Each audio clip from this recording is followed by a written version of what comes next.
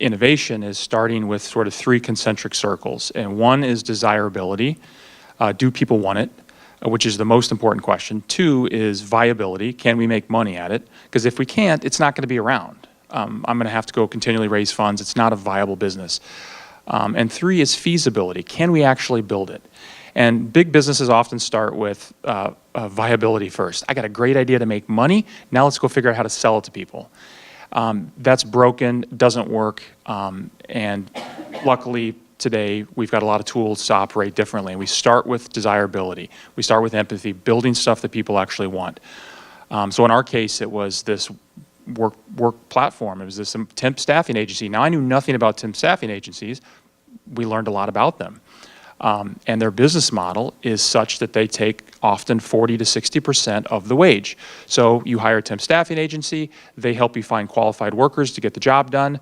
Let's say you pay $20 an hour. The worker probably takes home 12 and the temp staffing agency takes 8. So that's the viability. Can we make money at it? Yeah, we looked at the viability of temp staffing. And can we make more money than most temp staffing agencies because they're highly manual and they're local and they're small offices that are picking up the phone and calling people. They're not tech enabled. So could I actually not have as many people and use a matching algorithm to match workers with people? So then we move into feasibility.